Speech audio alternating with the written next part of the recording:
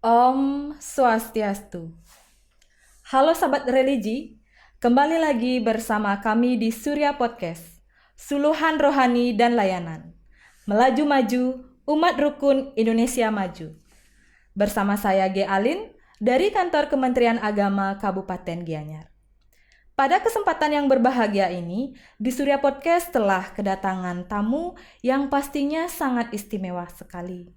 Beliau adalah Bapak Ide Bagus Made Baskara SAG MPDH. Beliau merupakan tokoh agama Hindu dan sekaligus seniman pedalangan. Baiklah sahabat religi, langsung saja kita sapa. Om Swastiastu, Tuaji. Om Swastiastu.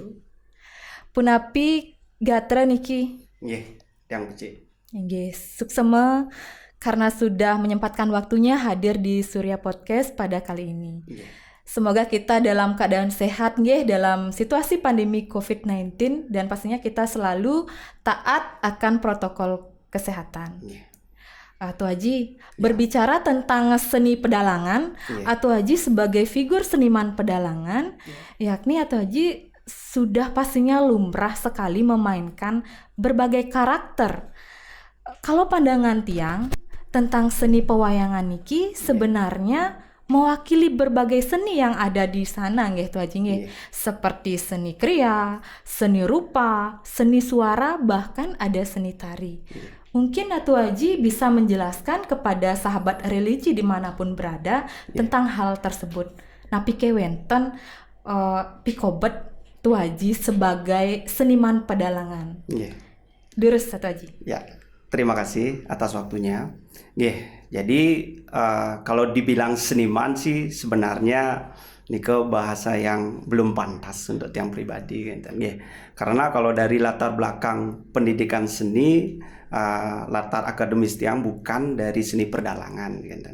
Nah cuman karena awalnya dari hobi, nah dari hobi itulah kemudian tiang menekuni dengan sangat serius sekali dunia perdalangan gitu. Memang ketika kita menekuni dunia perdalangan, jadi kita bukan hanya belajar berbagai aspek seni saja, tetapi tentunya kita juga harus belajar sastra. Karena perdalangan itu adalah salah satu bagian pengembangan dari sastra, terutama sastra Hindu yang bersumber dari Weda. Demikian. Oke, tentu Haji nih. Kebetulan kemarin Titiang mengikuti juga akun Facebook Tuh Haji. Ternyata Tuh Haji nih sangat aktif dalam mengupload, mengunggah aktivitas selain aktivitas keagamaan juga menulis nih kata Haji. Nah, ada salah satu yang menarik yang kutip nih dari postingan Tuh Haji nih salah satunya yakni wayang Sudamala bukan hanya pertunjukan wayang biasa. Paling penting pembuatan tirtenya gitu aja. Nah, jika kita lihat gitu aja dari zaman dahulu leluhur-leluhur kita Hindu di Bali ini kan sudah meyakini seberapa sakralnya wenten nilai religius di dalam pembuatan tirta wayang tersebut tuh aja. Napi malih makin wenten pikobet COVID-19 nih gitu aja. Napi ke wenten nih kekaitannya tuh aja. Durus tuh aja. Nah, niki pertanyaan yang sangat bagus sekali. Nah, jadi pada dasarnya leluhur kita telah mewariskan. Jadi apa yang kita anggap pandemi sekarang, pada dasarnya zaman dulu juga sudah pernah terjadi. Makanya ada istilah gerubung, ada istilah gering agung dan sebagainya.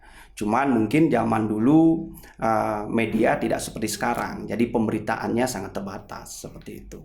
Nah zaman dulu juga kerap terjadi wabah seperti yang hampir mirip dengan yang terjadi sekarang.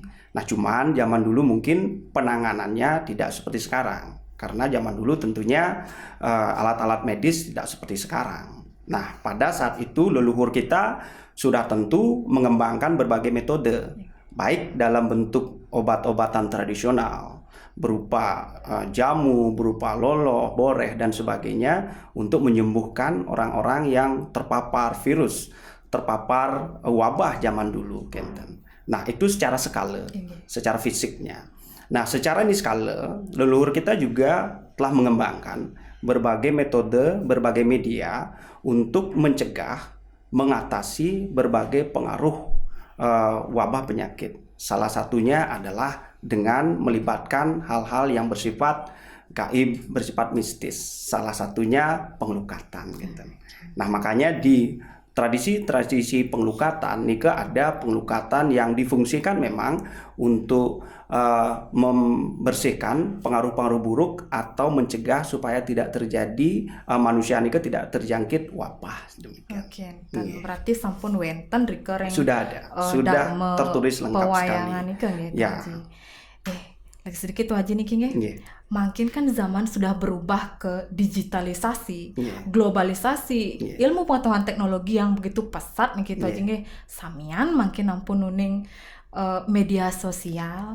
Nah, makin generasi muda nih ke minatnya agak sedikit menurun kalau tiang lihat nih ketua nggih. Fakta sosial nih mengatakan bagaimana saat pementasan wayang nih ke sedikit nih ke peminatnya generasi muda nih ke, padahal di dalam alur cerita pementasan wayang nih ke banyak sekali terkandung nilai-nilai etika, moralitas yang akan nantinya diimplementasikan dalam kehidupan. Kalau dulu nih ke kan kalau sudah ada pementasan wayang ditunggu-tunggu malahan nih ke pementasannya nih ke tuh aji punapi tuh aji kalau dari segi pandangan tuh aji. Kalau tiang melihat justru terbalik gitu. Zaman sekarang perkembangan dunia pewayangan justru makin pesat sekali. Buktinya di ISI kita sudah ada kampus perdalangan. Termasuk sekarang di era pandemi ini metode pertunjukan wayang juga bisa dilakukan secara online. Jadi kalau tiang pribadi melihat bahwa sekaranglah puncak bagaimana antara tradisi budaya itu bisa dikemas sedemikian rupa dan bisa dinikmati oleh generasi muda. Nah, walaupun pada masa pandemi ini mungkin tidak bisa kita lakukan secara langsung, tetapi kalau tiang lihat pribadi masih banyak kok pertunjukan-pertunjukan wayang itu yang bisa dilaksanakan secara offline ataupun online dan sebagainya, yang memanfaatkan media YouTube dan sebagainya. Dan bahkan kalau di beberapa akun Facebook, YouTube beberapa tokoh dalang senior, saya melihat pengikutnya, followernya itu ribuan, bahkan ada yang sampai jutaan. Jadi itu juga sebagai penanda bahwa memang sepintas terlihat generasi muda tidak terlalu tertarik, tetapi mungkin untuk menonton langsung tidak tertarik.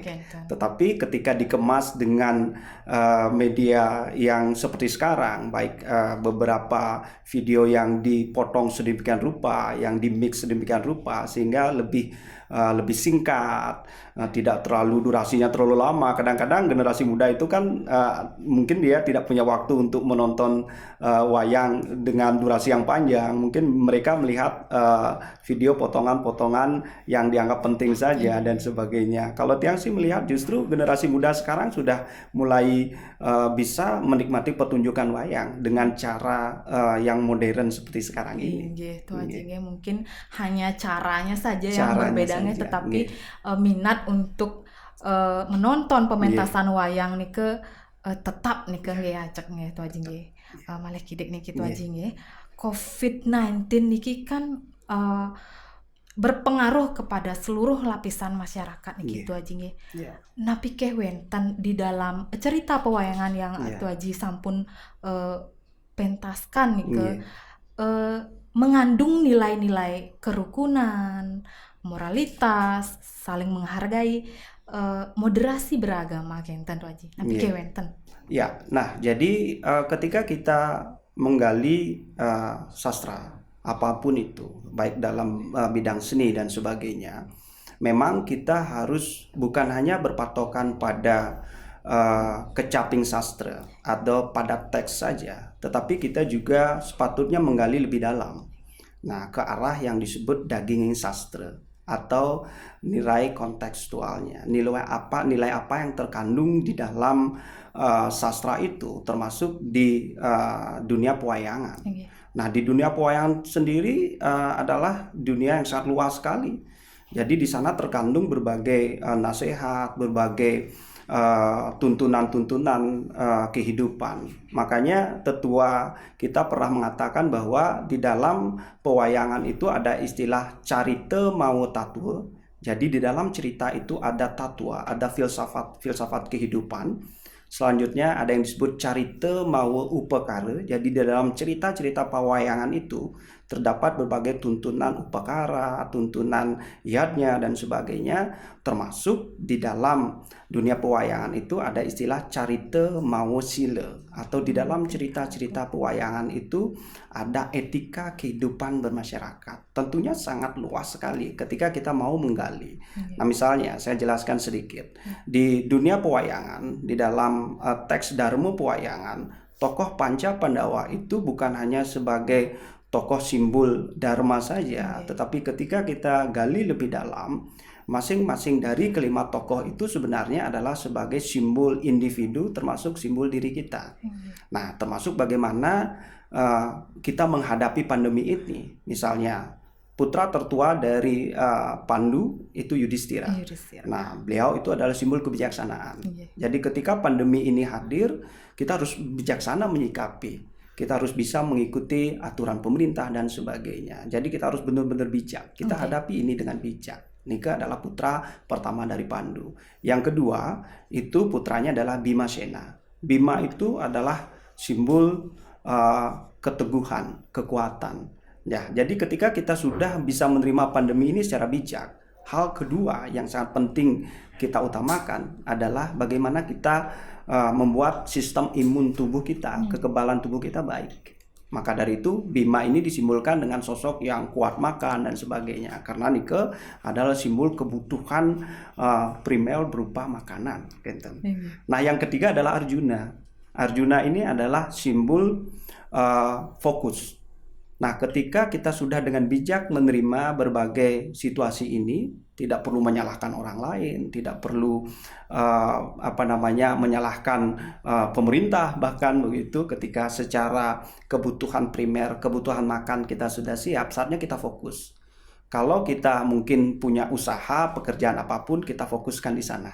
Seperti itu. Mungkin hal yang paling penting adalah kita fokuskan waktu kita untuk keluarga, kita fokuskan waktu kita untuk diam di rumah dulu dan sebagainya begitu. Nah, yang keempat setelah Arjuna itu adalah Nakula.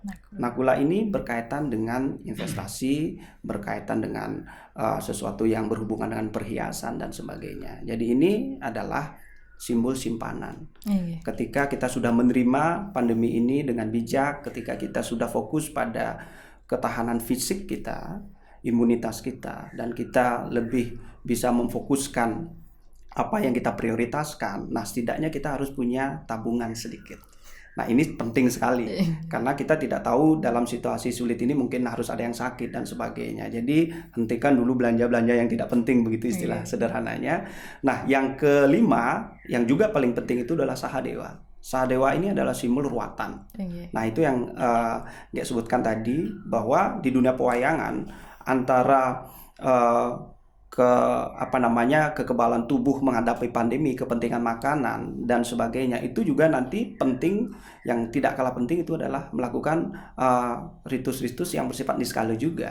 Tak salah ketika Jokowi menyambut PKB kemarin, beliau juga menyarankan bahwa masyarakat Bali diharapkan agar kembali ke kebijakan-kebijakan leluhur untuk mengangkat nilai-nilai adiluhung yang ada di Bali untuk mempercepat proses pemulihan terhadap pandemi ini.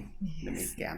Gitu Haji, berarti dari pementasan wayang, dari tokoh-tokoh dan karakter apa yang sampun tuh Haji jelaskan tadi sangat relevan dan bersinergi sekali nggih napi malih makin COVID-19 ini wabah global ya Tuh Haji nggih. Semua Tuh Haji untuk penjelasan yang sangat bermanfaat dan tentunya sangat inspiratif bagi sahabat religi yang dimanapun berada dapat menonton dan menyaksikan siaran di Surya Podcast pada kali ini. Semua Tuh Haji, mungkin di lain kesempatan kita bisa bertemu kembali tentunya di Surya Podcast dengan tema yang lainnya. Terima kasih. Baiklah sahabat religi, demikian tadi perbincangan kita dengan Bapak Ida Bagus Made Baskara SAG MPDH, yakni selaku tokoh agama Hindu dan seniman pedalangan. Akhir kata, kami tutup dengan Parama Santi. Om Santi, Santi, Santi. Oh.